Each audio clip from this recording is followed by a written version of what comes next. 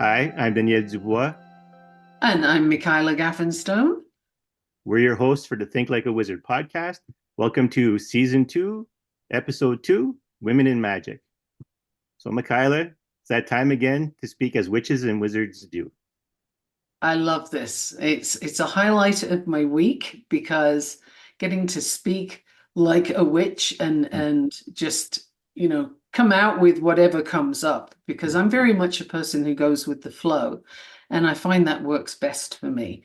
And I think it goes with being a witch, right? You don't have to have everything scripted and planned, and I don't have to know what's going to come out of my mouth next because something bigger and Yeah. greater and more in touch with source than me does. So it'll happen. And I just love, speaking as witches and wizards do. Mm-hmm. And you say that, and I got some feedback yesterday, and they love that. I didn't tell them about the sentence, but the idea of because we were speaking as witches, like in that vein, they said like it actually makes it real. Oh, that's so cool. I love that. Yeah. So it's not Excellent. just it's not just the okay, well, whatever, but it's the oh no, they're actually talking like people would do as if they were witches and wizards. So it's Right. working out. So I like that. So it's good. So I guess we're gonna start with defining magic.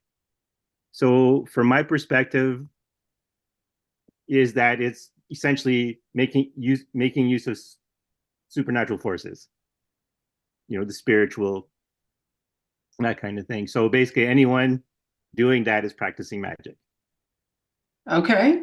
That's very cool. And my definition is a little different, but it Right. works with it. And that is the practice of witchcraft Mm-hmm. is doing things with intention that connect you to the kind of energy that you want to be connected to. Right.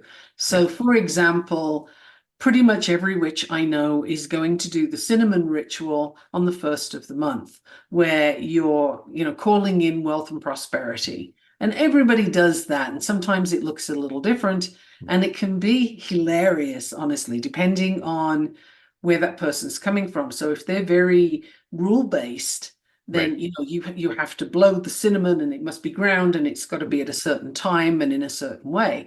And then you'll have somebody else that says, you know what, I have animals and little kids, so I'm just going to break up some sticks, toss them over my shoulder, and we'll be good. And to me, intention is the witchcraft part, and then working with things in nature, whether that's a tree, a plant, a rock, a herb, a spice, like a candle. It doesn't matter. Mm-hmm. What are you doing with it? Runes, what are you doing with them? Right. Tarot, what's your point? What are you intending with that? And the intention to me is the biggest part of magic, that you bring that to what you do. Rituals are just empty if you're not Right. bringing intention. Yeah. It's good. This is why you're my co-host, because that is what I intended by that sentence, but that's a way better explanation. Well, it's a hands-on explanation, which I Right. very much am. I mean, I'm just going to reach up and grab a thing Mm-hmm. right now. So I have an abalone shell and I have some sage, and Right. I will burn that. If I'm feeling that the energy around me is heavy or it's been a tough day, I'm going to use this in a ritual to kind of Mm-hmm. cleanse the area. And the intention is cleansing. For my mind, I'm feeling cleansed, right? Mm-hmm. I'm getting that. And it typically tends to end with things flowing better. So is that magic? I'm going to say yes. Somebody else may dispute that, Right. and that's their right to do so. But to me, my intention is important in there. It's infused in there. Absolutely. That's a good opening. I like that. I was just gonna say a simple blurb and perfect. Yeah. Again, I just go with the flow. Yeah. Okay. So I'm going to start this part of the discussion with putting forth two women or honoring two women who have been very influential in my own development. So the first one is the only human teacher I've had that I think everyone has heard about several times now through this podcast or even talking with me. She was, when had her as a teacher, she was 50. She had just turned 50 and she had decided to embrace her own spiritual nature. In fact, I don't know if she's still alive now because she'd be in her mid 80s now, but she had changed her name to her spiritual name, Numidia. And so part of when I was training with her was about it, how to become not just like how to do the skills, but to be authentic in it. So she shared a lot of stories like that. But she was also instrumental in me of of bringing my relationship with my trickster teacher to an end. She actually taught me the technique to sever connections, and That's useful. yeah, so that I still use to this day. And also, I shared this last week, I think, but in her class, I got to see just what my imprint in the spiritual world is. Like her spirit guides wouldn't stop the class unless, because she would prepare the room, she'd prepare the class. The class would have, like, she'd have, protective spirits in place, but they wouldn't leave without me okaying it. We'd sit at the end sometimes, okay, because we would meditate to relax, and then it would be okay. Then the moment's over and the class is over. But then we're sitting there, and you could start feeling the tension building up, and it's like, class isn't ending. Why isn't it ending? And then so I kind of let my conscience go and say, okay, what's going on? And then I would see all this to protect the spirits around, and they're looking at me, and I'm like, okay, we can finish the class, and they're like, and then kind of nodded the head, and then they disappeared. But every Mm, time in class, if I didn't give my say so, the class wouldn't end. interesting. Yeah. And then a lot of times when I would work with her, I'm making it about me apparently, but we would work like when we worked with energy, usually I'd end up pairing with her, but because I produced a lot of energy, so the rest of the people in the class would have been stuck not being able to work with me because my energy would have been overwhelming to them. So she kind of gave me like kind of a sense of, well, specialness almost, because she'd make us do something. I'd excel past expectations at it. So it was like, and then she would say, "Oh yeah, this is really good. I've never seen anyone do this before, but this is very exceptional." So a lot of things went on like that, and that was very impactful on me. And the next person I want to talk about, so this comes from, and I've said this also before, working in the shadows. I've gotten kind of tired of that expression because it also became something like, okay, now I can't come forth and do anything because I'm always in the shadows. So I kind of got Hmm. getting tired of talking like that. But this is another person from that time that was very influential. And I'm going to define a term right now before I say it. So a twin flame. Twin flame is not a romantic thing like a lot of people are. I'm seeing it in like literature and stuff like how it's not a romantic connection. It's two people learning the same lessons. Basically, almost this is your not your work buddy, but you're learning the same lessons from different perspectives. And every once in a while, you meet up and you swap your stories, and then well, we knew each other for about 6 years, but we didn't know each other in person. We just knew each other online, and that's key to something. But we would swap, and that I didn't know about twin flames at the time. I just knew that we talk about something, we both come to the same conclusion. But when I would think about how we both came to these conclusions, it was usually from opposite sides. If something was meant to be learned in a bad way, one of us would learn it the bad way, and the other one would learn it the good way, and we basically filled in those pieces for each other. It was really interesting.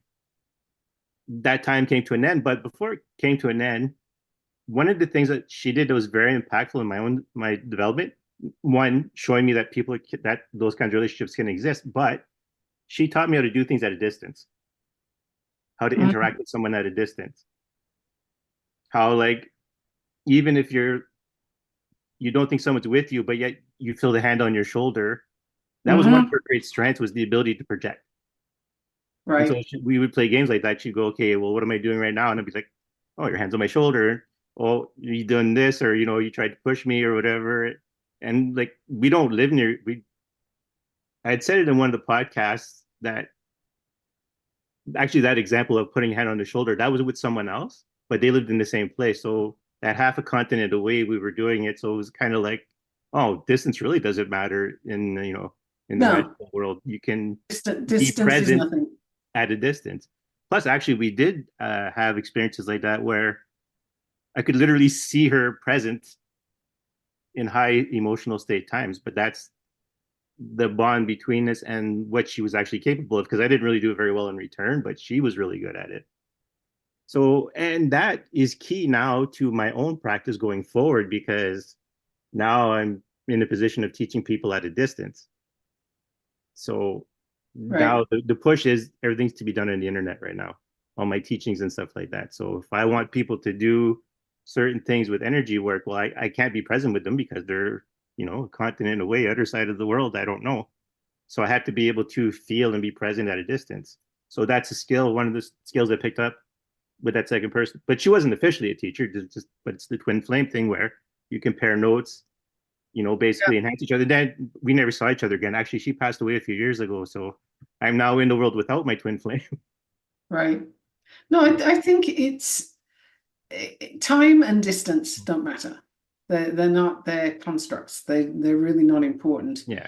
Magic has nothing to do with those things. So again, when somebody's very rule bound, which I Mm-hmm. am not, I do not view myself as being rule bound. And it's like, well, you have to do this particular ritual at this particular time, Right. or else it doesn't work. It's like, no, that's like a 12-year-old view of how witchcraft works, Right. honestly. Um, but I have a friend who is, I would say, a twin flame, and she and I, we meet up physically in different countries at Mm-hmm. different times. We kind of do this, and we can go months or even a couple of years without communication. And Right. then when we come back, we're in the same place in different countries, but we're kind of having parallel journeys all the time. Right. And her online presence is known as moderately witchy. Right. So that's her thing. And she presents as that, and she's very much into all things nature, but we parallel each other so much, it's wild. I could pretty much guess where she's at without having to talk to her, and vice versa. And sometimes she'll contact me and say, hey, have you got a lot going on right now? Because I'm pretty sure you do. And Yeah. when we get into touch and we realize that, yes, we've both just had these major upheavals or whatever. So she's someone who we're always learning from each other, and we're always experimenting, and each knows when the other one's doing something. Right. It's kind of fun. And she's in New Zealand right now, and I'm in the US. So you, Right. you couldn't get much further apart, That's right. Yeah. distance and time, right? But it still works for us. It's just fine. And then I've worked with shamans before, Mm-hmm.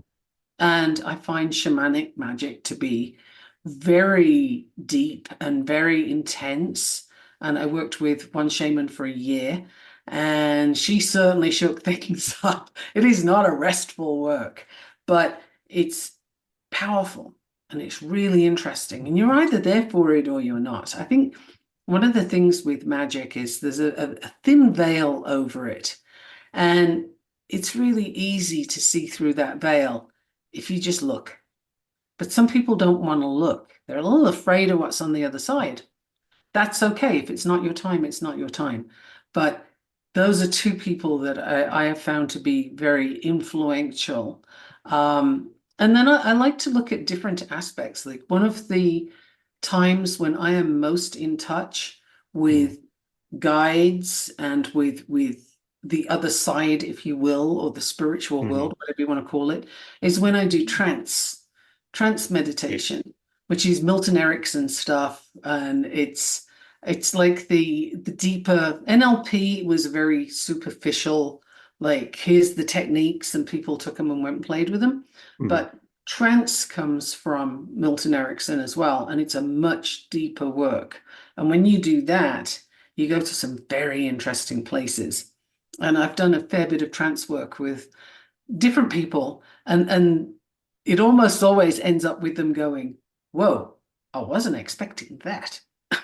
And they can be somebody who's been doing trance for a while, but they will end up with something that they were not anticipating by the time we've finished. It does tend to go that way. That's good. Those are good experiences to have. And to, yeah, whenever you can bring someone to something new and they're, especially in their practice, when they have a practice that's already there, because there is, like with anything, right? There's a chance you can stagnate depending on how deeply connected you are. Like I've been told, and I can see it. I didn't understand at first when this was told to me that I live in both worlds at the same time. One foot in, one foot in the material world, one foot in the spiritual world. And at first I didn't realize, like, it's not like I'm sitting around here seeing all these flashy astral lights or anything, or those bright astral colors all the time, like when you have a really deep experience. But then I realize, but I'm constantly available. Spirits talk to me. Like it's almost like, you know, whoever's in the room with me, be they spirits or physical, they get the same interaction from me because I sense them. Like I still have, as I like to say, the VR suit, right? My eyes are covered and, you know, you get the full sensory experience of being in the material world. But I still have enough of ability to look past the VR suit now, Hmm. where I'm also, so when a spirit comes in, it's easier for them to hide from me because I have the distractions of the material world. But generally, the minute they want to be seen, all they got to do is come within my perimeter and it's like, oh, you're here? Okay.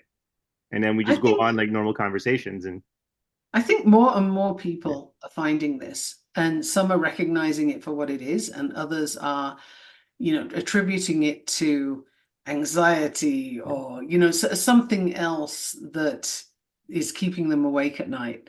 But it's happening more and more. And I think we're approaching a very important time. And based on human design and my experience from that, 2027 Mm-hmm. is a pivotal year. And it's been building for the last couple of You know, generations. I'm glad you brought that up. I wasn't going to bring this up, but and I don't know how much I take stock in a lot of predictions, but I mean I do them myself, so I know like you just got to know who understands the message they're getting, right? But it's Hmm. funny. I was listening to a podcast and they were talking about the yugas, the cycles of I want to say civilizations, but like from the Hindi tradition. So we're in the Kali Yuga. So this is the worst of the worst. Like we're not in the gold. There's the golden age, the silver age, all that stuff, and we're at the, you know, where uh, truth is lies and whatever, all the opposite of what you should be looking for. And according to this guy's math, it's next year. Right. But I Well, would say you're probably got a better guess of it because my, as I like to say, my Build a Better Psychic program is just now starting to get underway. And if it's next year, the end, or that, if things come to a head next year, my program won't be fully in its groove no, completely. I So would maybe, or say, something speeds up and I don't know about yet. for anybody listening who Mm-hmm. is working on a practice or they have a goal in mind that is to do with magic or to Mm-hmm. do with spirituality, set your sights with the idea that you need to have a whole bunch of things in place by 2027. Yeah. That is my gift of advice right Yeah. now to anybody who cares to receive it. Think to yourself that 2027, you want to have a very strong foundation and you want to be ready for the winds that blow because it is going to be epic. And you're going to need to be anchored, or you're going to be like a trailer in a tornado Yeah. and, ripped apart and You know, set and in if place. And I don't mean to people, be apocryphal here, no, but that's it's fine. just And if we people have. listening want to know where to start, so with this guy's research into the yugas, like he compared it to other, not just like the Indian tradition, but he went into different traditions. That's how he matched kind of up and figured out his dates. But the way to go from one yuga to the next is to be prepared for the next yuga. So Mhm. then we go into another hard time period, but that hard time period is goes upwards. In that Right. hard period, people start opening up and becoming more spiritual. So if you're prepared for the next yuga, the odds are you're going to make it to the next yuga. Yeah, preparation is key, I think, and working through whatever areas of doubt and Mm-hmm. insecurity you have. You have some time right now. Get going because you need to be as solid and founded as you can be for 2027. Now, I'm not saying when the clock strikes midnight and the new Yeah. year comes in that everything Well, changes, but it will be a pivotal year. Big stuff is happening, big yeah. stuff's happening now, and it's going to keep Hmm. building, and you need to be ready, whatever that looks like for that individual. And if you just sit quietly and let it drop in, you'll know what it looks like. Yeah. And you know, it's interesting, and I kind of want to take a second. We didn't really touch into this on the divination episode, but I think we'll take a second here. So, a lot of what happens in divination, especially with communication, is because we do live materially and we spend a lot of time focused on the material. There are times where if you're not ready for a full message, you'll get what you need to hear. Yes. So, it may not be that you necessarily have to go and buy a red shirt, but going out to buy the red shirt puts you in the position you need to be to get what you needed done. in Right. in some cases, for just for people who are listening who are going to say, oh, they're talking about the end of the world, and oh my god, another people declaring the end of the world. It's like, no. One, viewing it as the end of the world is not the way to view it anyways in the first place. It's a cycle of change into something new. So whether it's apocalyptic or not, there's change, and not everyone is going to be on that change in the beginning. Change is always apocalyptic in one way, in Yes. that change means that whatever you're used to isn't still there or it's not still happening. Right. It changed. By definition, it's Mm-hmm. something new. So if you look at the end of the world that way, okay, we can go with that. Cool. It sounds a little dire though, so I don't know that I would Yes. want that. But what I And that's would kind of the say, thing, right? I yeah, don't want people to jump into that mindset. I want them to understand that sometimes that messages can be to get you where you need to be. well, the thing with the ending of something Mhm. is it means it's the beginning of something Right. else. Yes. So, are you going to focus on the ending and, Hmm. looking backwards and saying, "Oh, I wish it was still this way, I wish it was that way." You could, but you're wasting your Hmm. energy and you're wasting your opportunity because nothing lies that way. It is a barren wasteland. It's not going to give you Yeah. anything. It's gone. Hmm. But if you're looking forward and saying, "Okay, all of that ended as I knew it. Now something new is in its place. What is that? What do I do here? What is my role? What am I going to make out of this?" If Right. you think of COVID, for example, that was an end of the world. It actually did, Well, because everything we knew yeah. stopped and it changed, and it's irrevocably changed. There are a Yeah. lot of things now that won't go back to how they were before the Hmm. pandemic because it has changed. So that's an end of the world if Yes. you want to view it that way. Just Again, don't good for want people having, in a that's why I bunker. have a co-host. Just Because don't want yes, people to go into a bunker because that's exactly that's what right. not to do right now. Now is the time to decide how are you showing up and what action are you going to take? Like, where are you positioning yourself? What will you stand up and be counted for? Because it makes a difference. Oh, you know what? You actually gave me a brief for someone else who isn't necessarily in magic, but did was a student of mine. And this is for you, mom. So since my mom was a kid, she's had this dream and this idea that when the apocalypse comes, stay where you are. Okay. Not run around, try to do 50 million different other things. Basically, be who you are, is the way I read it from what she was saying. Well, I think it's particularly in times of challenge, but it's always a good idea to be firmly who you are and not seek to be something other, which is why I have an issue with rules, Right. particularly if there's not a purpose for them.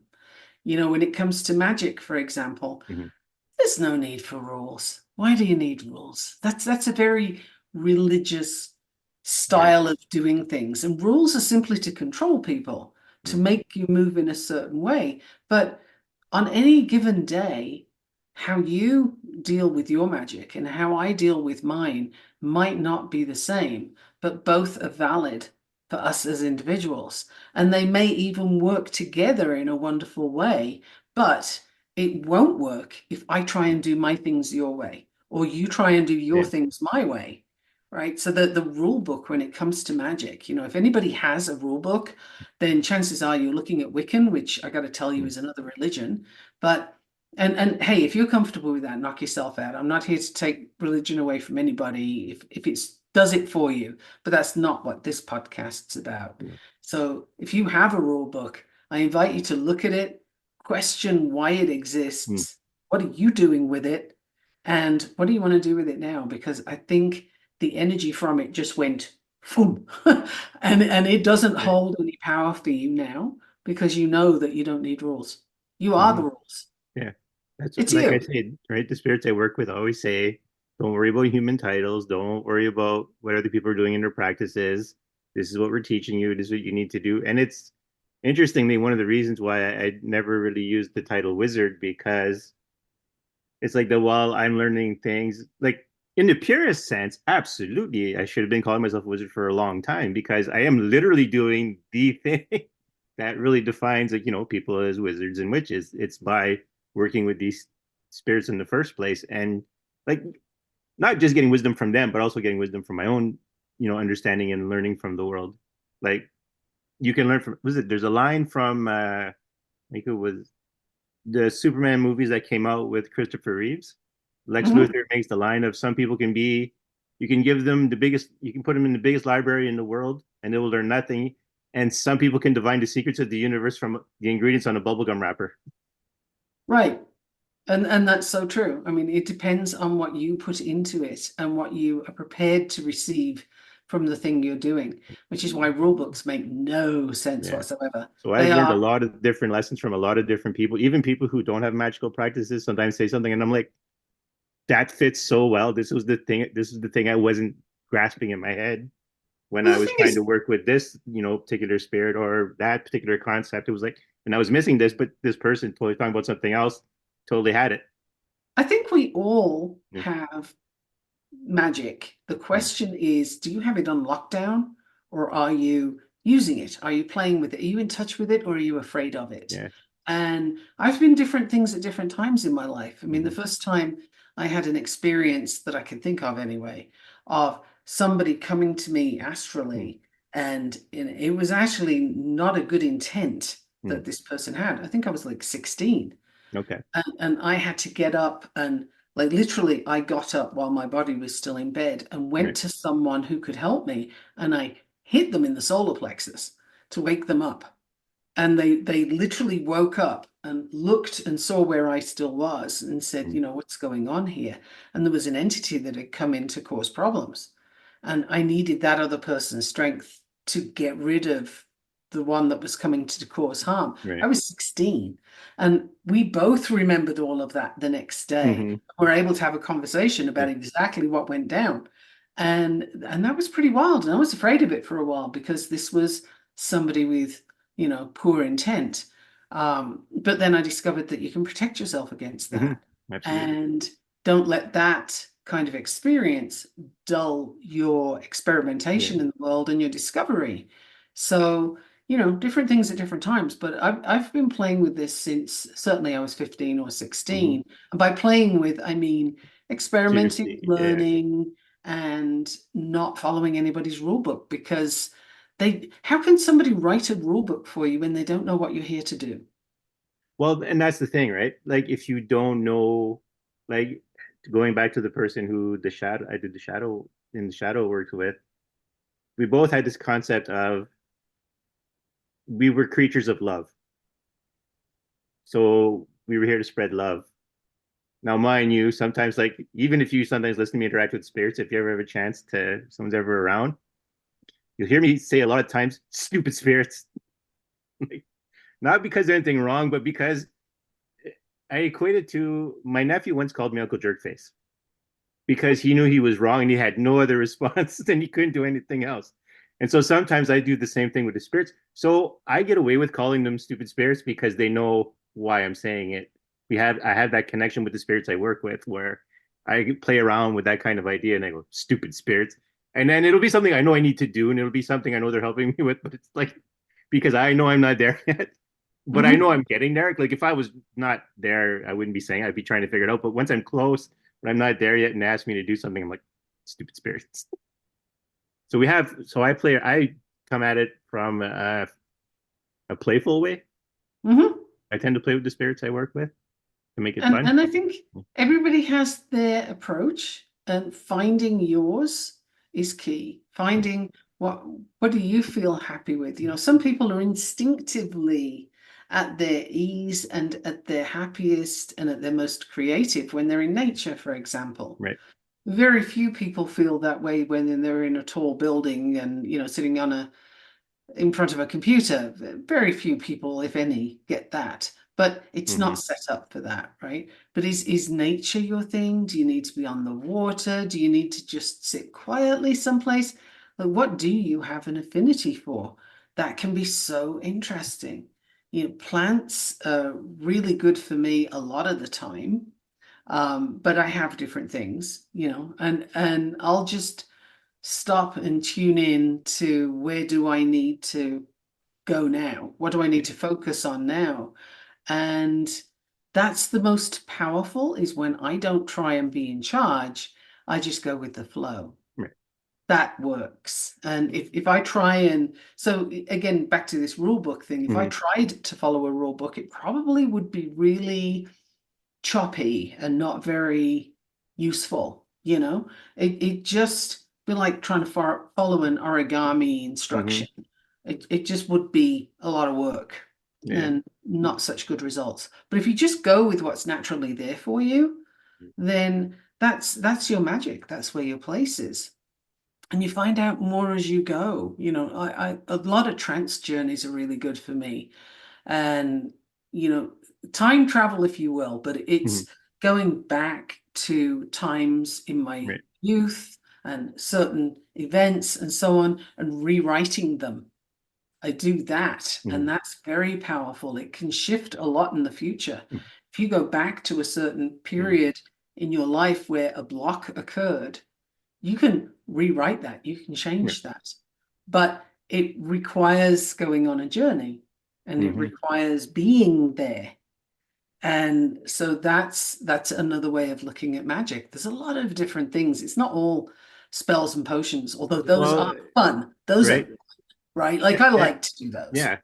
And that's the thing. That's why, like, one of the reasons for hesitating on using the title wizard is like do you know how complicated this stuff, like how complex and nuanced this stuff is? Like, As much as that's you why I want. say, like, people expect like Harry Potter or they expect, Merlin or any number of wizards they've seen on or witches they've seen on TV. And it's like the stuff you do, well, unless you're actually watching the person do it, is very subtle. And it, like, and it has different changes in the world, but it's stuff you may not even be able to be aware of. Like if you don't have a practice. Like I said, right? Like I go to, well, I'm not in my hometown right now, or I'm not I'm out of town, but when I go to the lake, so if I'm out there, I feel the spirit and I feel the energy, not just of the waves, but of that spirit. And, so if we play, people are going to be sitting there looking like, what are you doing? It's like, you don't feel the energy, you don't feel the flow, you don't, It's a very personal thing, right? even though we're all attached or Mm-hmm. we're all part of the same source, but we're all doing our own thing with it. Right. And we're all here to learn our elements. We're all here to learn our life lessons. We Mm-hmm. have a contract for this. And the question is, will you find your way to the lessons you need? And a lot of that has to do not with circumstances, not with money, but with openness and willingness to receive. If you're available for what's there, you'll get it. And the spirit world will find a way to get that to you. Mm-hmm. So again, I keep getting, like I said to you, I do things with flow and I keep getting, throw that rule book out. Like Yeah. there's an image of this thing getting wanged out the window. And it really is like just take I think spreading it further. So this is dropping in for me now. Right. Spreading that idea further. It's take the concepts that you believe to be true and throw them out the window Mm-hmm. so that you have more room for new concepts. And this is Yeah. for anybody listening that can receive this. Whatever you think you know is true, let it go. What else is there? Yep. And that is all wrapped up in that rule book that just went whoo out the window. Yeah. and it's because now you made me think about it, but like, so my own practice, I almost don't consider it a practice because it's almost like I'm hanging out with a bunch of friends. So when people like, so when, again, for not using the title, it's just because, well, what do you do? What are your rituals? It's like I hang out. They're there, we hang out. If there's something that we mutually have something to do mutually, then we both work on it. So there's no rituals, no spells, no potions. It's just I need you to do something. Let me like this is a bit more into the mechanics of it, but because I don't have an encyclopedia of how the other side works, my only understanding is that human beings are needed, if for nothing else, because they need someone living in the material world to be on board with whatever they're trying to do in the material world. Well, we're here to Yeah. learn certain things that you need a physical body Hmm. for. So, Yeah. we're spiritual beings having a Hmm. physical experience. That's what's going on. Yeah. And there are those who have forgotten it. Hmm. There are those, in fact, I think that's mostly when people are going in a negative direction, it's because they've forgotten their contract, they've forgotten what they're here for. Yeah. But the encyclopedia of the other side, for example, that's you. You are Yeah. it. You just have to tap into that. And Hmm. how's that gonna look? Whatever you think it isn't, Hmm. it's something else. And Well, that's the that's a thing. message Hmm. that's very strongly coming Hmm. for me today to put out there, which is why I have this loop going Hmm. on in my vision of this Right. blasted book going out the window. Like it's still get rid of it, get rid of it. Yeah. Like the emphasis is just throw out what you think you know. It's stopping you. It's Right. in your way. And that's a very big deal, Hmm. which is why doing your own thing and going with what you Yeah. feel is the correct path. It'll get you where you need to be. Well, and that's the thing, right? Like I still have, because I still have discussions with this, right? I still, since it's come up already like 4 times now in this call, the stupid title. Right. Yours is a title It's my today. It's title, this book. I get, but I'm getting like but I don't associate it in my head, even though I know intellectually what the title's meant to be and I know what it's for. I still don't associate it with that in my head. So I always see people are going to hear the title, but I already talked about last night. I'm just going to start getting business cards printed. What do you do, wizard? Yeah. Okay. Because it's like there, that's what it is. Wizard, podcaster, whatever. Uh-huh. Well, we all have a lot of aspects to who we are as well. And I think more and more and more so as time goes on and Hmm. people accept more things about themselves. Right. And that causes a shift in the energies, if you will, because you have multi dimensions, you have multi facets to who you are. You're not one thing, you're not one person, you're not going in one way. And Yeah. this is what so many of us are doing, which is why I think if witchcraft calls to you, go for it. Like just get in there and explore what is for you. Yeah. And it doesn't even have to have the label witchcraft. What what can you Well, explore and that that's comes the up? thing, Like right? trance. Hmm. Trance doesn't have the label witchcraft, but Hmm. if you're going into another dimension and you are accessing information and you Hmm. are changing things in the present time, I'm going to say that would be considered witchcraft, right? So the titles, the title is very much your focus right now. Hmm. It's never mine, simply because I'm somebody who spends my life pushing labels away. Right. Um, Well, I don't because usually use they, labels either. That's why it's new for me to, but it's part of right. what, like, how to put it. All right. This is why this is women in magic. Like the women in magic, being counseling. You know what? Before I jump into my point, I kind of want to highlight this. So we talked about this before when we were going to do this episode. So while I don't usually work with the concept of spiritual or female energy and male energy myself personally, I do notice that it actually does play a role because for human beings, because we do have that dichotomy, spirits manifest themselves at least to us in that way. Like my early life, lots of male presenting spirits. My current life, a lot of female presenting experience. Hmm. Like I've got a female dragon right now who's working as a doting mother, managing my spiritual interactions right now. Now you see, here's interesting because dragons are my, I want to say spirit animal, but I have Mm, a thing with dragons. right, And if I could lift up my webcam and show you around, you would see dragons all around right. this room because they are. I have a massive one right up here on my desk. But ever since a child, I have felt that dragons are protective and they have their wings to protect me. And that's always been a thing forever for me is dragons. Yeah. Um, that Well, I'm working energy. with three dragons right now. I love dragons. They So the are so first one, nurturing. They here's are an so interesting thing. nurturing. Yeah. Yes, they are. What? Yes, this one, the one I work with currently, like the one that's doing the doting mother thing. Yes, that's Mhm. like that. That energy is like wow, like Oh yeah, no, you it's are the incredible. horde. You are But you are the yeah, thing that they are protecting. yeah. And then I Dragons work are with another one amazing. that's male presenting, but it's huge. Like, but Huh? it's got a job. It's almost like a bouncer right now Uh-huh.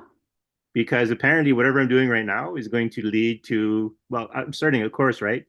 A lot of spirits want to be able to talk to people, and so the course I'm starting is about that. So there's a lot of spirits waiting to. Some are less patient than others, so hence the Right. bouncer. Right. But there's one. This is an interesting idea, and this happened last summer. I was at like so. I've been working with plant spirits, and this one plant spirit, like I was working with three of them, and I had four spirits I was working with routinely, and I said, I'm going to try something. I'm going to give you permission to take some energy from me and go do whatever it is you want to do. Okay. So one went and did something. I don't know what it did. Another one went said it has to go protect something before it comes back. So it went and did that with the energy I gave it. Another one went and did something, didn't tell me what it did. But one of them came back and was a dragon after. Mm. And it took me like I was like, I get the sense, but like, why are you a dragon now? I guess so. Spirits can take on different manifestations, but I guess there's amongst them they have some kind of rules, I guess, or something they work with because it came back and it's like I'm a dragon now. Well, And it's weird because it's dragons funny. dragons are with me all the time. Yeah. So it's interesting that it went from being a plant spirit to a dragon, more specifically a water dragon, because part of what I teach people, I use the four alchemical elements as a metaphor for how to use the energy. So now it's showing up as a water dragon. Mm. But it's just interesting that it changed because it kind of like it threw me off. I'm like, how are you a dragon? Like, but so I sometimes makes it wonder. Like I make the distinction that a god isn't a species, a god is a job for a spirit, whoever Mm. wants to take over a role. So I wonder if their manifestations are based on the tasks they want to accomplish. Anyway, that's just a thought out there for me, anyways. Well, it's yeah. I mean, that's what we do. Yeah. We show up Well, that's the thing, differently right? We depending on change into what whatever hit. we need to change into, even over lifetimes. Yeah, I mean, definitely. So it didn't And throw me off from that perspective. It just threw me off because it seemed like it wasn't, for lack of a better way of expressing it, wasn't part of the plan, but it was acceptable to the plan for her to so become a dragon. so the plan would be the thing that's going to go out the window with the rule book, probably, right? Probably. Because it Because needs to change. yeah. Well, and There's as I had it, changes right? happening. This one was female, and she basically inhabited basically all my chakras.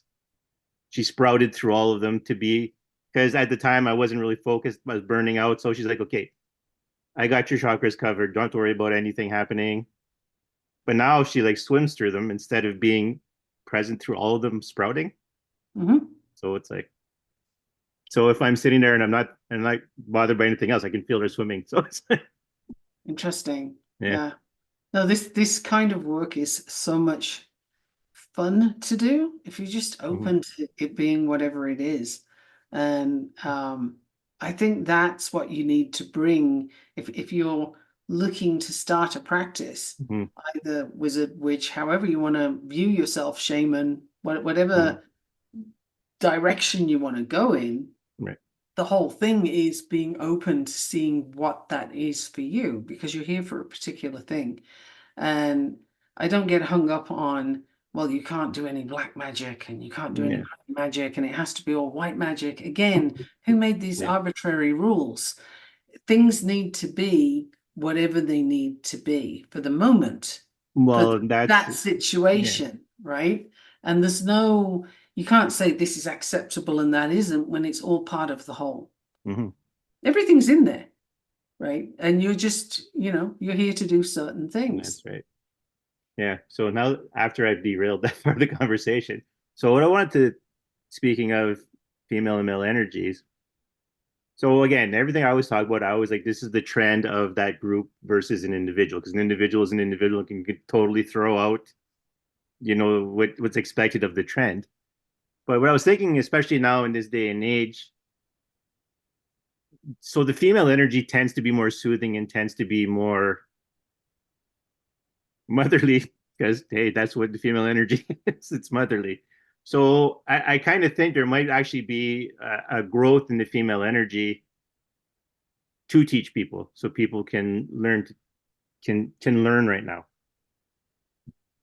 I think there's growth, yes, and I think you'll find it's moving into more of a warrior Mm-hmm. energy. Well, because ultimately you need the balance between the male and the female forces, as it were. Like I said, even though that's not my usual way of looking at it, but when I work with spirits, they tell me there's a distinction. We do it a certain way. I'm like, all right, Yeah, but it's moving into more of a warrior stance because that's what's needed right right, now, which is probably why dragons. yes. Um, And nurturing was the word I was looking for. and nurturing is in there, but Mm, it's there's a fierce quality to the yes, energy that is here to protect. It's here to stand ground and not give way to, like I mentioned, the winds that would blow you off your feet right, if they could. They're not going to have the upper hand, but they're going to try. right. And Actually, you this know what? Let is me know if this works for you. So 27. this was a concept I came across a long time ago, a guardian. But a guardian not thinking in the terms of like someone with like a magic shield and a magic sword going out and fighting people, but literally in the very legal sense of someone who takes a parental role, who will have to bear the shield and the sword sometimes, but also his role is to protect, but to nurture as well, because you're when you have a guardian, like a parent or a guardian, you nurture, but you do have to take the role sometimes depending on what's happening. You do take the role of the warrior as a parent when I necessary. think I think the guardians are Mm, more to offer help when you're available for it. right. And that's like a pulling on the string to, hey, turn that way, turn Mm, that way, yeah. that kind of thing. But you have to ask for the help. You have Hmm. to Yeah. require the help and be ready to receive it. And sometimes that can be more fierce than others. Yeah. It just depends on what you're looking for and what you Mm, need right now. right. Um, and some people need to find that fierceness. Here's the thing too Mm, that just came to mind, and I do yeah. get a lot of pictures, like a lot of Right. stuff comes to me in images. One of the things that just came to me was if you had a child pinned down by a car, Hmm. watch mom lift the Yes. car off the child. Now, where did that super strength come from? You can say, oh, it's adrenaline, it's this, this, this. Hmm. Okay, but we all get adrenaline. Can everybody lift a car? No. But in that situation, Hmm. mom is going to lift the car. She's going to get it off her kid because Right. she's calling in all the forces that there are to help her do so. Whether she knows it or not, that's what she's doing. And people can do superhuman things at times when you wouldn't expect it, or they've never done it before, kind of deal. Hmm. And there's kids that do this too, that do remarkable things. And you look and say, wow, how did this child do this? Well, Yes. this is guardian forces that come in and say, okay, I got you. Let's give you a boost. Let's get this thing Yeah. done. And it happens. Mm, That's my view, and you yeah. can go with it For or the not. for the more secular minded people, it's known as the third man effect in the academic parapsychology fields. Right. And psychology, like look at Mm, Jungian psychology, for yeah. example. What does he Well, use? Jung was big into this Tarot. kind of thing. Yeah. Yeah. What does he use but tarot and archetypes, Hmm. right? And Hmm. that's a branch of psychology that's, I think, well known and generally appreciated. So, psychology it's a perfect realm for a witch, actually. It really is good. And psychology is my thing. It's my background. It's my degrees are in psychology and behavior. And behavior is just a physical manifestation of psychology. Yeah. So it's to me, this is perfect for what I do. Um, and it all interacts beautifully. I have a lot of fun with it. Well, it is. And I would almost wager that anyone you find with a lot of magical practice probably had some kind of interest in psychology at some point and then either moved Yeah. on from there or because you have to understand yourself and you have to understand other people. It's If nothing just, else, to be able to, even to, like I say, to work with spirits, they're people. Because that's how my practice works. They're people. And they're people who will do things for you and you do for them. So you need the same communication skills you would apply to any material person or even an animal, because even an animal, there's a psychology to deal with. So oh yeah. applying it helps you work with spirits as well as, other, not just material people. Yeah. But if No, nothing so else, psychology is it's almost a given for mm-hmm. somebody who wants to practice magic. Like it's a missing piece if you don't read up on it, for example, because it tells you so much about everything that's operating around you. And you kind of want to know those things.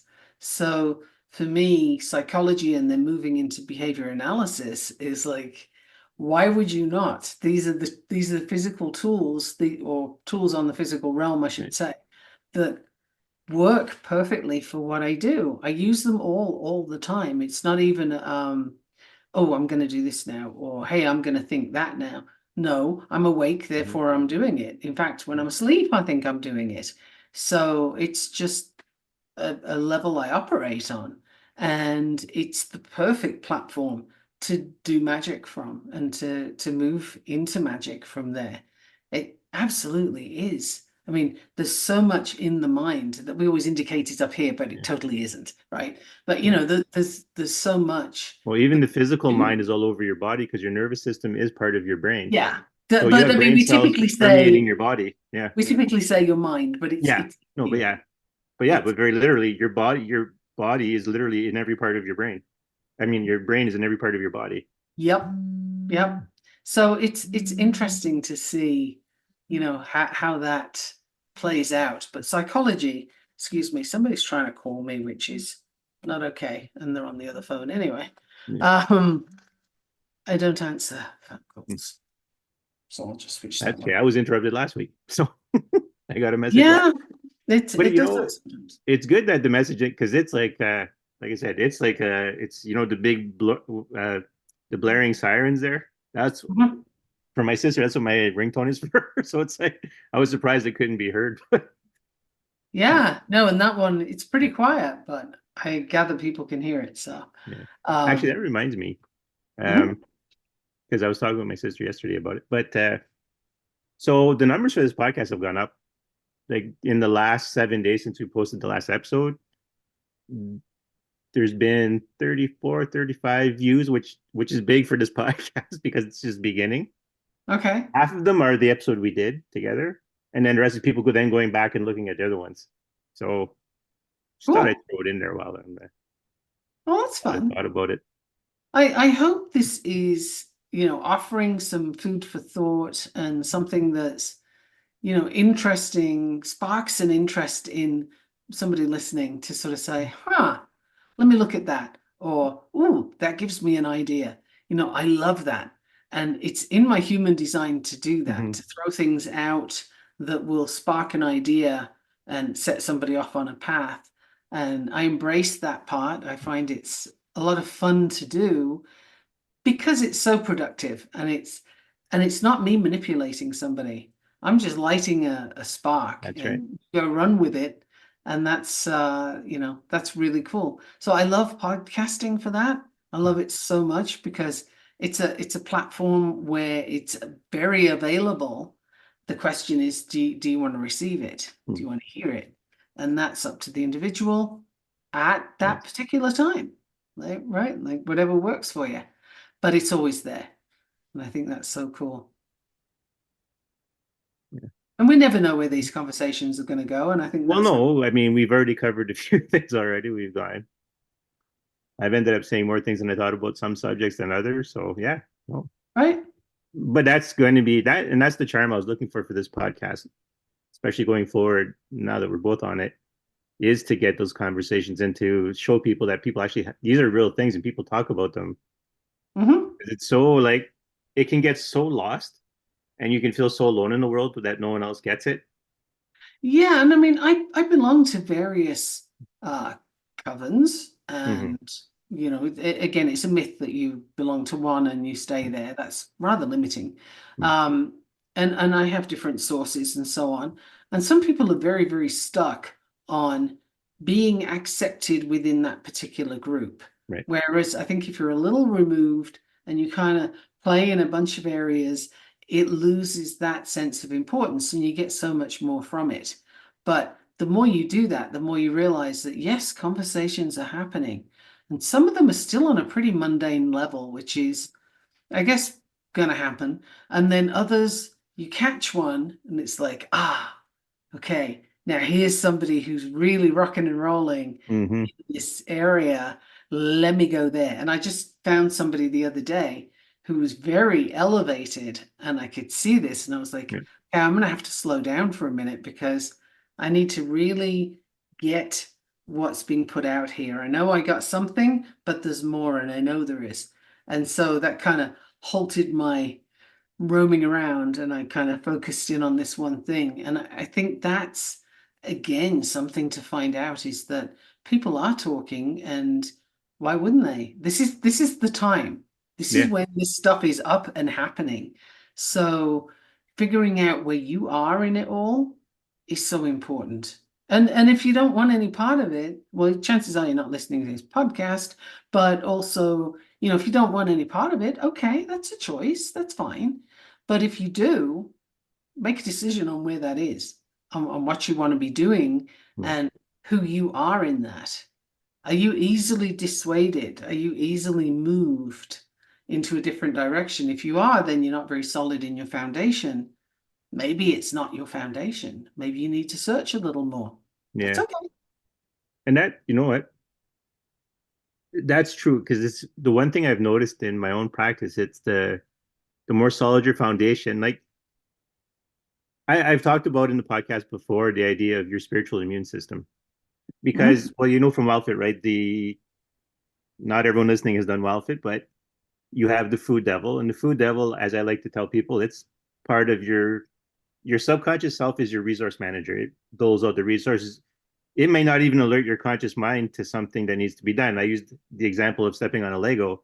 Long before your conscious mind realizes you've stepped on a Lego, your foot's already moved to get away from it, Mhm. and you're already scanning the ground before you've done any for other Legos before you've even made a conscious decision. So, and that's just your material resources, but your spiritual resources still have to go through the same gatekeeper to get to your conscious mind. So so part of it, so I say like even when you're doing something spiritual, even if you're a newbie and you're afraid, if what your intent is very important because your resource manager is still going to say, okay, spiritual you, this is where we need protection, this is where we need to put our resources. And then when you start to become more confident and more understanding of it, then you have more conscious control of your spiritual interactions. But until you do, your subconscious self pretty much is the gatekeeper between the two. So you're not necessarily always left on your own devices. You're not even necessarily have to rely on, spirits that are helping you. You are a spirit yourself, so you have a certain amount of leeway. That's why I had said to one person, sometimes when you feel haunted, sometimes it's you because you're holding on to that spirit that's you won't let them leave because you need whatever that fear or that situation gave you, you're not ready to give it up. So now you're not letting that spirit leave. And now all it can do is haunt you to try to get you to let go. Yeah. And the thing with things that Mm. you don't want to let go of, it's once you realize that you have something that's on repeat, or it just Yeah. won't leave you alone for some reason.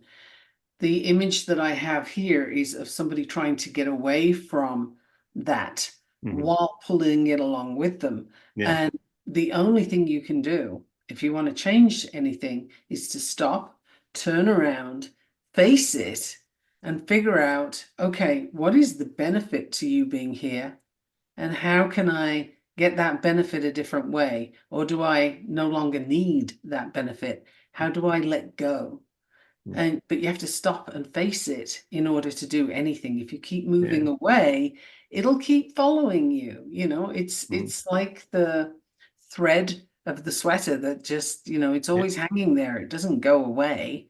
You have to turn around and cut it off or, weave it back in, which is another option, right? Sometimes that piece that's haunting you or bothering you actually needs integration and it doesn't need Yes. to be gotten rid of. Yes. Sometimes It's a a piece of part. you is out. Yes. Yeah, it's a thread that is hanging and you need to pull it back in. Hmm. So what does that look like for you? What work do you need to do for that? And that's not an answer I can give because you know your own answer for that. But to know it's Yeah. there, sometimes it's a matter of parts integration. That's basically what it Yeah. is. And that's some of my favorite work because particularly if you've had a traumatic childhood, Hmm. which these days so many people have, Yes. then you have threads hanging out all over the place. It's like, a rag almost. You got that Yeah. many threads. And you need to start pulling them back in and integrating them into the whole. And the more you do that, the more solid your foundation is, the more integral the fabric of you is. So, be careful before you cut something off. It might be something you need to integrate. And That's right. that's something to spend a little time with. So don't take an action that you're not sure of. Yeah. It's funny. It made me think of speaking of meditation, and I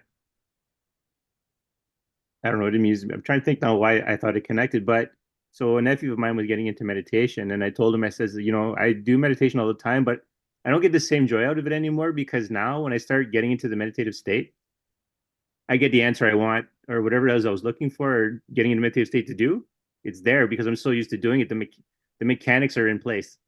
My brain knows oh, he's doing this to learn something. Okay, well, here's your answer. You don't have anything blocking us. We know in your head you have the idea that's what you want to do. So there's nothing blocking us from giving you the answer when you do that. So now I don't get the joy of sitting there and going on a little trance journey that I love about meditation. Well, then I'm going to give you a Mm, little key to put in that lock and play with, see how it works for you. right. And that is go in with curiosity as your front word. Because, yeah, you know what you want, but also go in with curiosity as to what else is there. Well, that's the thing, right? So now I'm after I said that to him, I was like, okay, but I can't keep robbing myself of the joy I get from doing it. So now when I do it, I go in open minded because it's like, okay, if I ask for something, I'll get an answer right away. Like if I ask something specific, I'll have my answer because I'm that open. But if I want to just enjoy it and then get things that I don't know I need to know, Hmm. like because I used to use lucid dream all the time. I taught myself to lucid dream every night, went to bed. Okay, this is what I want to dream about, even in the dream. Okay. But then I'm like, but that defeats the purpose of dreaming, as far as I understand it. Like that's a space where spirits can communicate with you.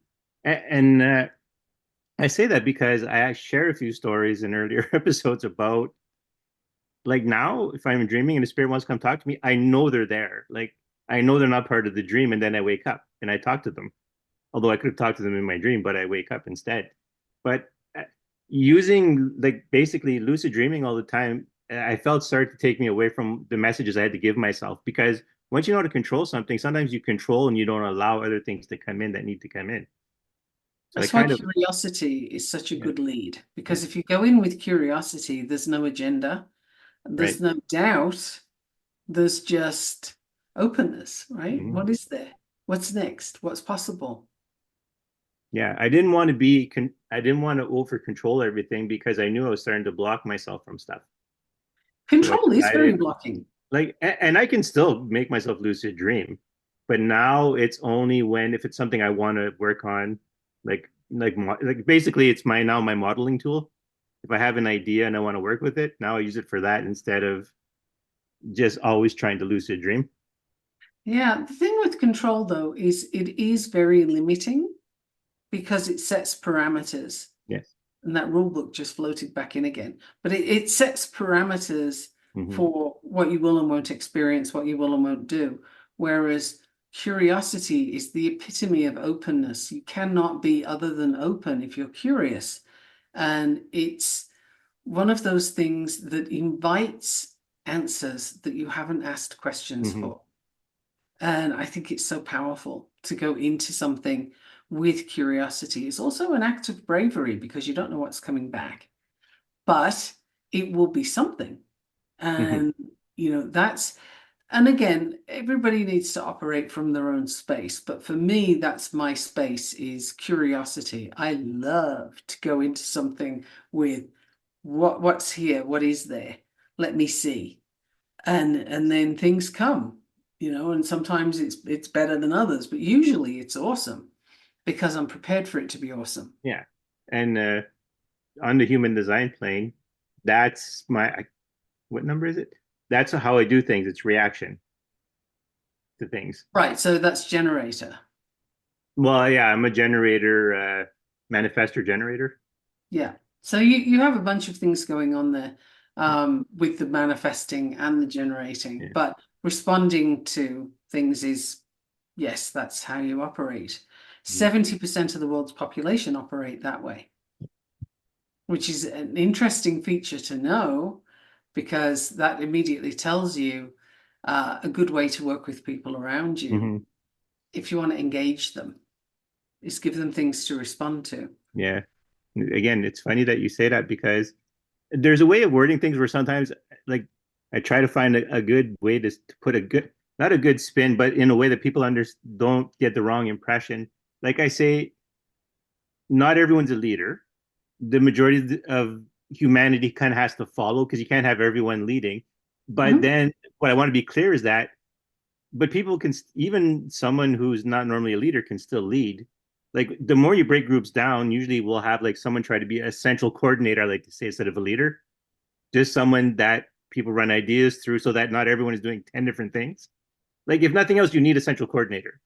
And so Yeah. I always say like people, even though you'll have like I think the stat was like 25% of the population or 75% follow and then that other 25% are like leading the way somehow or pulling on the 75%. So basically leading. But and understandably that you can't have everyone leading, but people always still have the capacity to lead, even if they're not normally leaders. So there's a difference between leading and innovating. And Right. I think that is often used interchangeably. That's true. So, and visionaries also. So Hmm. a visionary is looking up and they're looking far, far, far. A manager is dealing with stuff now, right? Like the Hmm. logistics of now. Both are leaders, Hmm. but they're leading very differently and they're Yes. leading different things. And then within the group that's being managed, there are groups of people who are led by someone, Hmm. and we can all lead in a field or in a Right. way. We all have something that we can, if we choose to stand up and be counted in that way, can be leaders in something. It's just whether you choose that path, because the path of a leader is one that takes work and it Hmm. takes gumption and it takes the solid foundation that we mentioned right at the beginning. You need to know who you are and what you're here to be counted for. Hmm. And what do you represent? Do you always represent that? How does that show up in your world? And how are you using that in the world for people around you? These are all questions that help you fine tune what kind of leader are you and have you stepped into your role yet? Because so many people don't. And, one of the things that happens is the school systems that we have. And I've seen the Canadian system intimately, and I've seen the American system and the British system. And, I've lived in 8 countries. I've seen a Hmm. bunch of school systems by now. And I can tell you they all have a problem. And the problem is that they are all trying to make everybody the same. And we are not chameleons or wallpaper. No. We need to be individual people who bring the gifts and talents forward. But that's discouraged. And it's discouraged by a system that doesn't like what it doesn't know and will sit on it as much as possible, pretend it's not there. So that's a tough place to become a leader from. Yeah.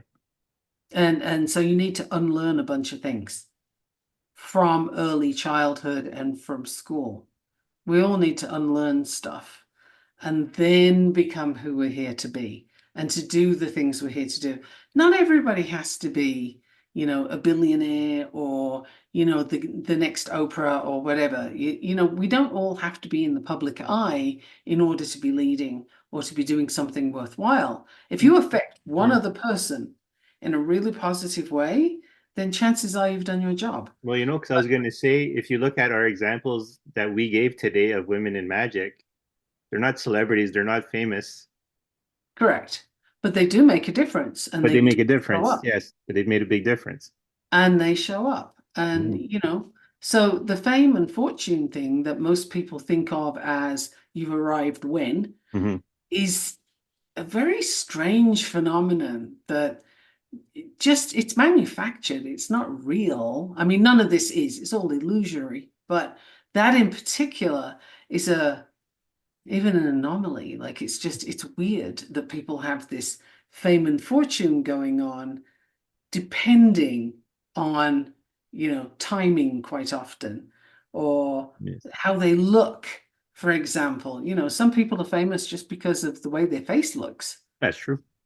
That really doesn't make sense when you look at it, Mm. but that's part of being on this physical world that you need to recognize as a distraction and say, well, yeah, okay, cool. They must be having fun. I hope they are. That's lovely. Now I'm over here to do this. And you don't have to have fame and fortune to be important or to have an No, impact. that's completely true because it's part of the work I do in the shadows. It's like I'm thinking like, well, what's the theme here? I know the basic theme is that everyone that I've worked in the shadows for have become teachers of some kind, either like as actual school teachers or teaching something or another, or even yeah, pretty much they're in the role of teaching other people. Even if it's like on training people on the job or whatever, they've all gone on to that kind of thing. So yeah, and I always wonder, like, well, one person again, because it's shadow works, like I'm under I'm constantly given the idea, just you can talk about certain ideas, but don't talk about the people. One person is sort of famous, but not like a household name. Okay. And I'm thinking, okay, and then but that person is going on and they have a podcast and they've been on TV and they've written for famous newspapers and stuff. So it's like, okay, I see. But that's the only person that I've worked in the shadows with that has gone on to something that would have been notoriety. Everyone else has pretty much been uplifting in their area or locally, which makes sense It because you make does. changes locally. So, It does. It's just that we often, as a society, will discount the thing that isn't big and shiny, right? mhm, And it's like you don't have to be big and shiny to be important or to be valuable. that's And right. so letting go of that as a distraction, that's the thing. All these, it's like being at a fun fair and you've got these clowns jumping out at you, and who on earth thought clowns were a good idea? But anyway, you have these clowns coming out as a Right. distraction, and you have, somebody else making noise and bright lights and what have you. This is the planet we're on. It's full of distraction Yeah. and noises and shiny and, come over here and do this. And if you can just kind of focus on your path in the middle of all of that, you'll get to the place you're going to. And it'll be quicker. These other things are sidetracks. They just kind of pull you off course for a bit. And some people get stuck in them, feeling that, this house of mirrors is real and I should be here. And actually it's like, yeah, but no, if you could get a bird's eye view, you're just stuck in a pile of mirrors. If you can get out of Yeah. there, you can do something. But you got sidetracked and now you're on in a holding pattern in this place in the fair that isn't where you need to be. You got to get through to the other side. So that's kind of how I view some of these things like, well, yeah, but I need to make 1 million, or I want to be over here, or I want to be up here in lights, or Mhm. whatever that distraction is. If you can step back and just look at it and say, you know what, that actually is quite the distraction, but I want to go over here and work this way. Yeah. Because for you, you don't, you get satisfaction from your life. That's where your satisfaction comes from. It doesn't come from being admired from someone thousands of miles away from you or from millions of people that you couldn't possibly process that connection with. So the Oh, reality is, it's your where you are at the time is where you get your satisfaction from. well, look at how many rich and famous people are miserable as hell. They're drug addicts, Mm. they, commit suicide, they, spend all their money, their personal lives are in chaos, Yeah. etc., because they're buying into an image that isn't real. And all the accolades in the world aren't doing it for them. That's And right. it doesn't work because it's all an illusion. That's not what we're here for. It's a shiny. Go buy yourself a dollar store, Yeah. trophy if you want one, but it's worth about as much. That stuff is just distracting. And it's so cool when you can see that and just go, Yeah. wow, okay. I see that. I see you calling me over there to that distraction pattern, and I'm not going. I'm staying this way, or I'm going to move over here. But those distractions can seem very real and very juicy, and they're not. They're just not. They're just keeping you away from where you were headed in the first place. And that's something that looks different for everybody. But Hmm. those distractions that you're told, typically the way to tell if it's a distraction is if it's something everybody else says you want. Nah, yes. If other people are telling you, oh, you should do this would be great for you. Oh, you'd love to do that. Oh, you need to be over here. When other people are telling you that that's right for you, that is a very big clown waving a red balloon, and you might want to not go there because, because that's actually not for you. And they're not doing it intending harm, but it's not serving you. Yeah. If in the end you don't ring with it, it doesn't ring with you, or it doesn't, yeah, Well, it it doesn't doesn't ring. come It from doesn't outside. harmonize with your, It doesn't come from outside if it's yours. no. Yeah. That's the thing. So if other people are telling it to you, it's not yours. If it makes logical sense, it's not yours. If you know it and you can't explain that you know it, it's yours.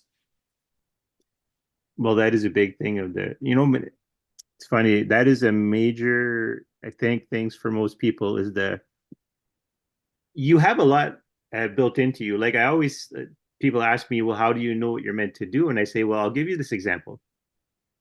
And this is an important example because, like, so I always make sure to have a sketchbook. No matter what I'm doing, no matter where I am in my life, I make sure to have a sketchbook.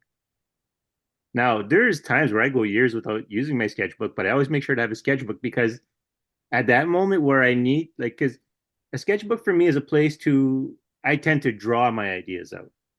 So it's not that all this drawing made me a professional artist, but I have now have a way to now express things non-verbally, plus to visualize things in my head Hmm. where now I see it.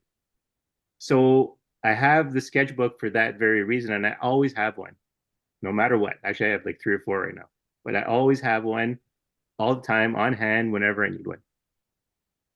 But it's not to become a world famous artist. It's because that is the medium through which I best express my inner thoughts.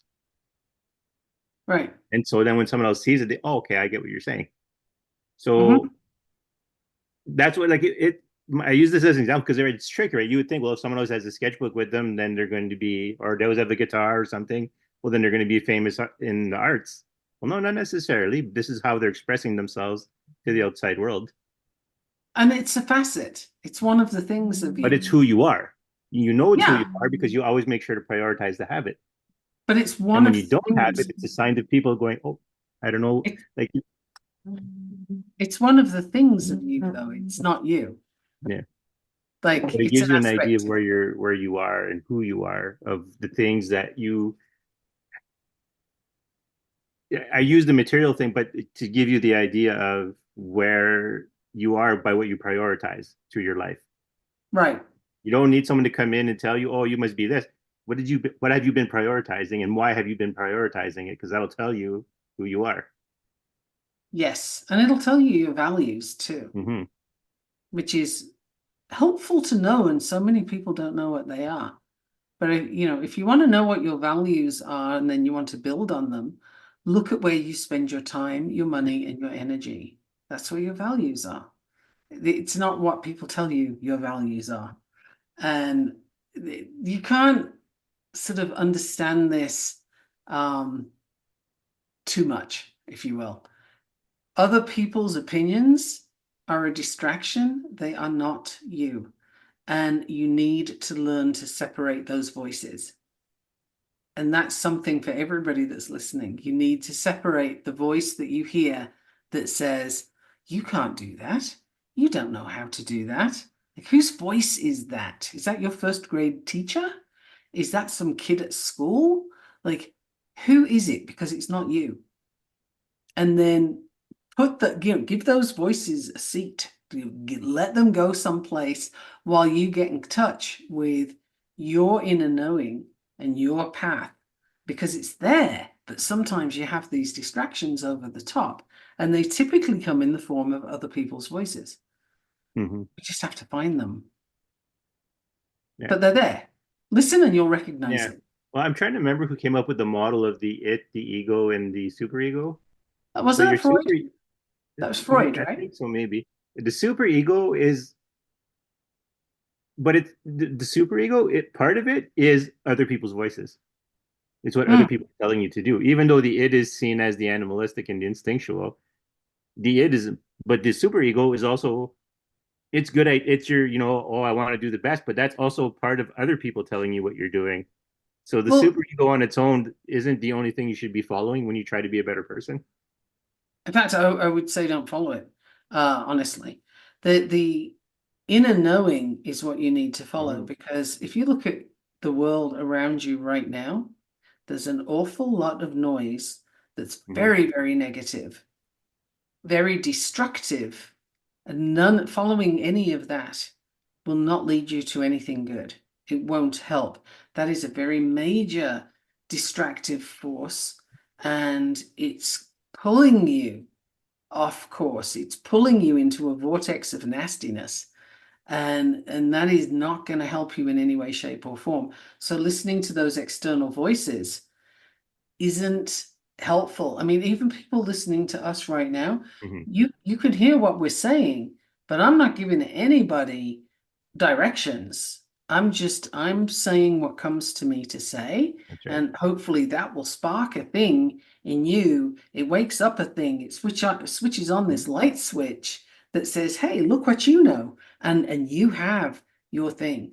I'm not here to tell anybody what to do. In fact, I'm precisely not here to tell anybody what to do. That's not your best path. What other people want for you may be even well intentioned. We'll make that assumption, but they don't know what they're doing, and it's not for you. It's their lens, it's their thing. It's never about you. And that's why you're the good co-host for this, because left to my own devices, I'll just hear bang, bang, bang, bang, done. But the fact that we're doing this again as a conversation and letting it free flow is what I think the value of this podcast is supposed to be. Yes, we introduced, like, yeah, there's themes, but the idea is really for people to hear what we have to say so they can get the flow and have ideas inspired in them. That is Exactly. the entirety of the point of this. It's where I've always wanted the Exactly. podcast to go, because I can only, even like, I can only give so many fundamentals of, like, these are your senses, these are your emotions, this is the spirit world, this is the material world, this is the psychological world, whatever. I can only go so far on that, and I've already done that. The first season, that was the first season. I gave fundamentals, and it's done. Now it's the how do people live in this world with this knowledge? Right. And what does it mean for you Yeah, personally, the individual? What is your role? yeah. That is a very big question. And when you ask that question, the answer never involves what other people think. Like it just doesn't. The GUP, which is good opinion of other people, GOOP, GUP. Hmm. GUP is not your business and it's not helpful. You know, somebody could be listening to me and thinking, "Oh my God, does she ever shut up?" You know, like what is wrong with her? They could be thinking all kinds of things. That's not about me. It's about them and the perspective they bring. And so any answers they get from those kind of questions are theirs. It's not my business to know that. And if they're saying, "Wow, she makes so much sense, isn't she smart? And she's this," awesome. Same thing applies. This is their lens, their value, whatever answers they get are theirs. So, how I'm presenting myself is how I feel required to present myself. I'm not shooting for a particular response from anybody. Right. I have no way of knowing it and really no sort of vested interest in knowing it. It doesn't matter. Point is, did it spark something? Did me saying stuff with you in this back and forth conversation, did it give somebody an idea or a direction to consider? And if so, very cool. Still not my business, but very cool. Yes. Well, that's the thing, right? When you start doing things online, like having a podcast, it's not in your hands. You throw it to the wind and it's not in your hands. What people go and take from it and do with it and how they move forward, you can't do anything about it. Which So, really is how yeah. most of life is. One of the things that, as a behavior analyst, one of the Mm, things that I've worked with people on is when you come across somebody who likes to give advice, right. that person will typically, they might give brilliant advice, I have to say, but once they give the advice, what do they do then? And the person who is fretting over whether it's applied or not and will come after you and say, "Did you do that thing yet? I told you got to do it this way." And, Hmm. "But I told you," and they're so invested in you taking the advice. That is a problem. That is out of alignment. You're stepping out. Hmm. And, advice, control over that advice, that's where your problem comes in. Attachment to the outcome is a problem. It's Yes, just, if you're giving advice, first of all, hopefully absolutely. somebody's asked for it. And then secondly, you give it, and it's like a gift. Once you give it, it's not yours anymore. So you just like, "I said my thing and now I'm done." That's it. Hmm. What you do with it is entirely up to you. And that is freeing for the person giving advice and the person receiving it. They don't feel like, "Oh no, now I've been told this, I'm going to have to go do it or I'll never hear the end of it."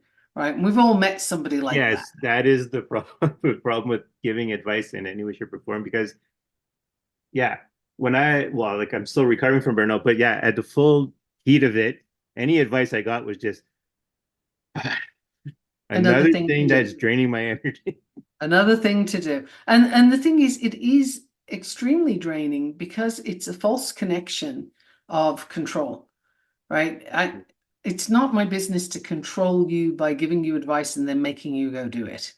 If you think about that, it's like, how many people do it?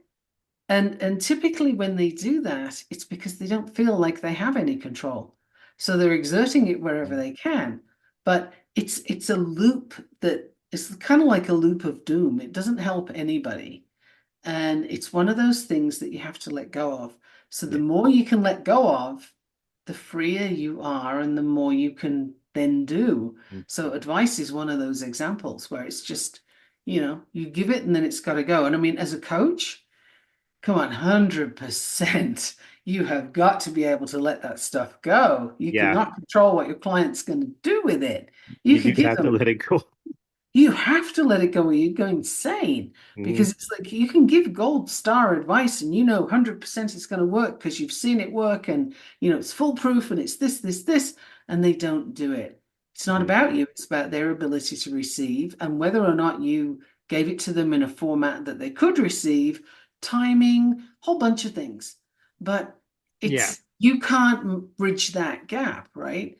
And the people who insist on trying get drained like crazy and they become very ineffective coaches because that's not coaching. That's a control, Yeah. micromanaging, you know, Hmm. it's problematic. Yeah, it's funny. And now when I watch other people coach, not because I'm the perfect coach, but now I start, you can see where it's like a where it's meant to be purely a business, and you can see where it's meant to be a transformational tool. You Yes, can see the difference between those two coaching methods, and it's like night and day now. it is. And the other one that I pick out is when somebody has an agenda and they're talking to you, or that you see them talking to their client, and the agenda comes up. And what the agenda looks like is the client is talking, but the response from the coach didn't take that into consideration. It's a like listening to respond rather Hmm. than Yeah, listening to understand. And then you know that that coach, I can see it unfold. When I hear that with someone, it's like, oh, so you have a game plan as to how this session's going to go, where it's going to end up, and what yeah, this person's going to get from it. And human beings don't work that way. That's not what we do. So, that kind of agenda of this is how you're going to end up, this is a space you're going to end up in, is problematic in the extreme because the client feels unseen and unheard, yeah. which they have been, honestly, because the And that made agenda's me over think, the yeah, top. and that makes me think of something. Like See, a lot of that's what the I things want to I did, do. Make you think of something. yeah. Well, a lot of things I was interested in my lifetime. Like I used to do martial arts, but it was only after the martial arts were over and I wasn't practicing anymore that it was like, oh, all this makes sense to me now. This is why we do this move. This is how this move connects to the other move because it was a structured environment. Like, I mean, I had a good teacher, but it was a structured environment. But once I was out of the structured environment, everything just started to, and as it was just playing around in my head, it started to flow. And it was like, wow, perfect. This makes sense now. Right. And So yeah, one of Eric's examples that he likes to use is, people are like a bowl of popcorn. You're cooking the popcorn, it doesn't all pop at once, it goes at different times. And so, we all have our high moments and our changes and our breakthroughs and what have you at different times. yeah, And it just, there's no controlling that. It is what yeah. it is. And actually, to go back to that example, because my teacher used to always say, like, we give belts because no one wants to just climb a mountain anymore. People need to hit plateaus and they need to see they're progressing. He says, ideally, we would just want you to climb the mountain and you learn what you need to learn, you know. But he says, but because now we do belts and because people want to have those accomplishments, now we have to have a structure that we wouldn't normally have Right. because to keep our business going, we have to use a business model that people can recognize. And I thought, well, okay, that makes sense, but I would still prefer to just climb the mountain. It depends on where you get your dopamine hits from, Yeah, right? Brain is looking for dopamine, and typically some kind of reward will give you that, yeah, and the belt is a reward. I used to do martial arts back yeah. in the day as well, and you're looking forward to that belt. It's kind of held up as something Well, it significant, is until you right? realize black belt just means you graduate. You have the fundamentals. You know, Right. Well, and you have a black belt. Okay, you're competent now. Okay, good. it depends on which type of martial art you're in as to what importance they attach to. Yeah. But basically, Well, yeah, because you it's get just teaching you've been time and all doing that it kind of this thing. long. But yeah, You've but been it doing is it this basically long, and now you have the media knowledge we need you to have. right.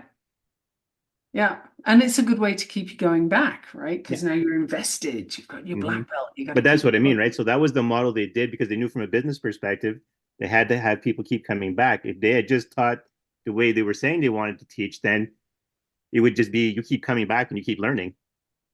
Right. But if they knew if you want to make lots of money, you have to give those little hits of dopamine, those little plateaus of success. Yeah. And, don't get me wrong. I don't think there's anything wrong with making money. Money is energy. And that's perfectly fine. We have this as an operating system on this planet. Yeah. So, cool. In that regard, I have no issue with money and I have no issue with people who have it. That's great. good, mazel tov, like have a wonderful time. But it's when the focus is all Right. on what you can get rather than what you can give. And now I don't like these sort of trite, I'm a servant leader. Like, the hell does that mean? I'm not really into those kind of labels either, but it literally, we are by nature, human beings by nature want to do good things for other people because that is your sole reward. Hmm. So, for example, when I went and worked at an orphanage in Bangladesh, and when I went there, I was under no illusions as to my motivation for it. Hmm. I thought I was going to have a really good time, and I thought I'd get to do some good while I was at it. Right. And I like to do that because it feels good, right? Hmm. As my reward. So this was kind of selfish, honestly. I'm going there to have a good time and to feel good Hmm. about myself and Right. to learn some things. But when I got there, it was fascinating to me that some of the other people in this orphanage who were working there thought they were like scoring brownie points for heaven or something. And I'm Oh like, yeah, yeah, oh, no, that's not how it works. Like, yeah. that, my understanding is that that is not what you're doing right now. You're there for a transaction, Hmm. right? This is a transaction. If you're doing something so that somebody else thinks you're good or you're scoring brownie points, that's a business transaction. Whereas if you Yeah. know that you're doing it because you're a human being who likes to feel that Hmm. reward, and I'm absolutely that person, then it's a different emphasis. And if you're not doing that with the other person, if you're not working towards them getting the thing they've come for, their breakthrough, their help, Right. whatever it is, then you're out of alignment. Well, yeah, and that's it, right? Because the minute you make a transaction, like it's not that. I mean, we're in the physical world, and in a very real sense, like your continued life comes at the expense of someone else's life. So yes, there is transactions in life that happen. But yeah, I used to make the joke of why is my selfishness helping everyone? Because I would Right. do it because I wanted to do it. So why is Yeah. my selfishness helping everyone? The thing with transactions, there's nothing Yeah. wrong with the transaction either. It's fine. Just be Mhm. clear on what it is. Yes. Like, are you engaged in a transaction or are you looking for a breakthrough here? And, whose breakthrough are you looking for, yours or theirs? What are you here for? Clarity, I think, is important and sometimes gets missed. One of the things that really, really drives me nuts is when I see on social media somebody is giving something to a homeless person or they're doing something with a homeless person and somebody else is videoing it and you get this whole, hey, look how amazing this person is. I can't express strongly enough how much I can't stand that because it's a transaction without permission. The homeless person isn't there for you to exploit them Yeah. so that people tell you how good you are, right? That is just the lowest level of self-promotion I think is out there. It's dire. And the energy that goes with that is muddy. Hmm. It's just, I see mud and it's not nice mud, it's stinky mud. And the whole concept of look at me, I'm a nice person, I'm doing good things is a lie. And I can't stand that. I scroll past those things as fast as I can. And I just, and I'll take them off my timeline and whatever else. Like, just don't be near me because I can't Yeah. abide that kind of stuff. It's like, if you're going to do a thing that's nice for somebody, how about you do it behind the scenes Yeah. and just do it because you know that that's a good thing to do and you'll feel good. Like, you don't need the endless gratitude from some poor sod who has no choice, right? Yeah, Yeah. it's like, come on, really? You're going to get your kicks that way? No, don't do that. That's my personal bias, but it's a pretty strong one. No, it is because it's the difference between I'm rich and famous because I did something nice and that followed versus I did that nice thing because I want to be rich and famous. Right. And it's just, those people who do things just to get on social media and have a video about it. It's like, I would love for you to sit down and question your life choices right now. Is there another way you could do things that's actually going to move you forward? Because that energy is so sticky and muddy and yuck that it can't be good, and the homeless person has a very big story, and Mhm. you just treading all over it. You're just running over their existence. That's awful. Yeah, it's the and it probably leads to why we have bad impressions of homeless people sometimes because you're never getting their full story. You're getting the other person using it to serve them rather Yeah. than serving the person who needed the help. Yeah. So I think, and coaches who come in with their agenda and their preset Mhm. plans on how this is going to go and how it's going to look and, kind of a forceful energy, it's the same kind of thing.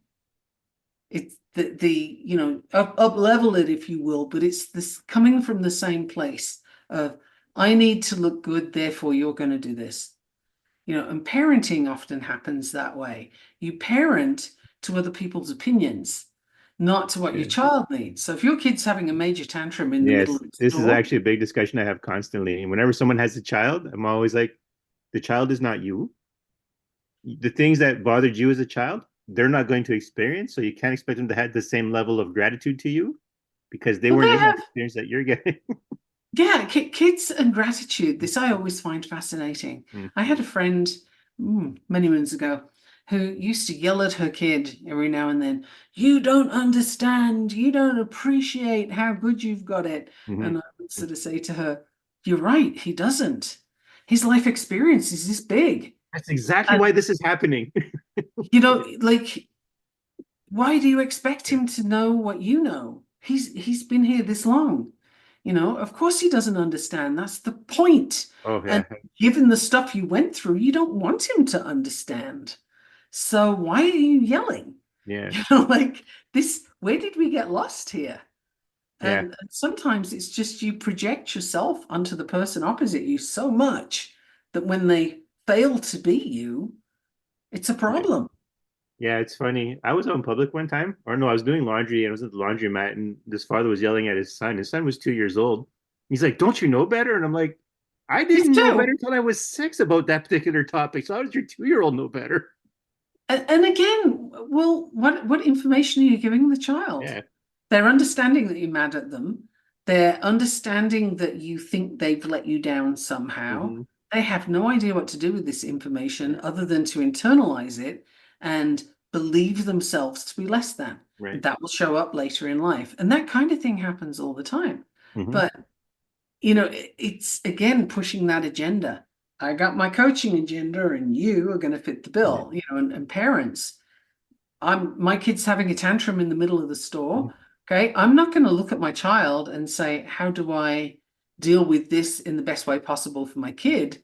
I'm looking at the people around Yeah. me and saying, oh man, I'm being judged and they all think I'm terrible. And so you grab your kid and you yell at them and you run out of the store, Yeah. kind of thing. But who won? Wasn't your Yeah, exactly. child. Because the Like kids who always, won in that yeah. situation? I would say the kid, but the thing is, what you've now established to the child is that all I got to do is make a fuss and then I can leave. Yes, with a cost. Yes, with a cost. Because they learn that that's the behavior I do to get this result, Yeah. but they're also getting the message that the big person who you rely on to keep Hmm. you alive and safe and Yes. happy and all those things, that person is mad at you. Hmm. And so now you feel like it's your fault, bad person, etc., etc. And the child internalizes this because they don't have anything else to do. So they kind of win, but it's a cost. Yeah. And meanwhile, people who are judging you are Hmm. very self-satisfied that you did something aggressive towards your kid because for some reason they like that. Yeah, that I don't understand. Like, I don't It's, have kids of my own, but I've had a hand in raising other people's kids. And and you see when I it. see other kids like misbehaving and the parents, I'm like, the thing that annoys me is not the kid. It's you, the parent, who are now aggravating it and making the situation worse. I get why the kid is doing it. The kid is doing it because the kid doesn't know better. But Well, you, as the also parent, they have learned yeah, what behaviors will get them the yeah, thing they're going for. We all learn to get our needs met. And the question is, what did you teach them? works. Yes. Every time you give in to a tantrum, you just taught them Hmm. that that was a really good way of getting the needs met. But that's on a more behavioral topic. Yeah. However, the theme there was really that, when you come with an agenda to impose, Hmm. whether that's on the spiritual world, whether that's on, your coachee or your kid, wherever you're imposing your agenda, you're blocking things, and good things don't come out of that space. So coming in with a curiosity and an openness to have your agenda blown up is helpful, because maybe it doesn't go that way. Maybe that's not what it's going to look like. Maybe it'll end up somewhere better. Maybe it ends up in a place where you realize you got to make some changes. It's all good. It's called growth. Yep. Absolutely. And you know what? The producers of the show are telling me it's probably a good place to cut it at. Okay. I We like that. always go a You know who the while, don't producers we? are. Yep. And we always Oh, go a while, don't we? yeah. So, It's an hour and 45 minutes, so we're pretty good. No, but this is good. I like that we can actually go this long. yeah, definitely. There's a lot So, to say, a lot of topics. well, and there is, and I think going forward, I don't know how to word this properly. We'll have a theme, right? Maybe We just can to give us try. a place to start. For the listeners, the description of the episode, the title, is a suggestion. It's a place to start, and then where we go from there. Well, no, because I did it like 4 or 5 times Uh-huh. this episode, so it's not It's a an. guideline. Yeah, it's a guideline. So I think we'll give an assignment, all right? For the assignment, I think what we should do, and I want to actually see people do this assignment. What I want to see is like I'm familiar with people like Edgar Casey. I'm familiar with people like like uh, Alistair Crowley. yes, that's the one I'm looking for. And there's like a bunch of people in the Golden Dawn. There were women Yep. in the Golden Dawn as well, but their names aren't household names.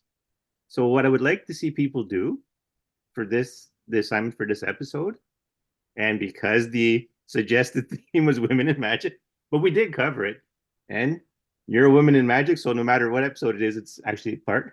But what I want to see is I want to see people find one person and give a brief description of their contribution to magic as we know it. To find a woman literally in the magic field, especially like someone who might have some notoriety, who's done something that influences modern thought, like Aleister Crowley, right? Easiest example to ever use about magic, because as much as we're familiar with his sex magic and his more depraved stuff, he did contribute to understanding of supernatural forces, so and how to interact with them, regardless of whether or not they were the most moral ones or not. Well, moral is always a judgment. Yes, it is. So I would really like to see in the subreddit, like I'll compile a list of actual women who are famous or who have contributed to this field. And they don't have to be famous, even though I want to see some famous ones. I mean, me and Michaela just gave people that nobody knew, but they've had a deep impact on our own practices. So that's what I would kind of want to see for the assignment. And That when sound you good? mentioned Golden Dawn, I could smell incense. Yeah. So Well, interesting.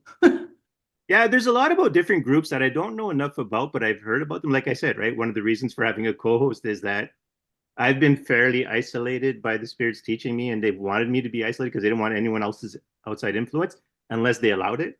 Hence why I had one human teacher Right. and then a twin flame, and then that's pretty much the end of my being taught by other people.